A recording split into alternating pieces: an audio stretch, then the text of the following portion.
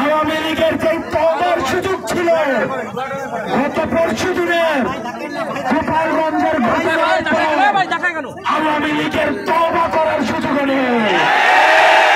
মনে রাখতে হবে কিয়ামত হয়ে যাওয়ার পরে তওবার কোনো কাজে লাগে না।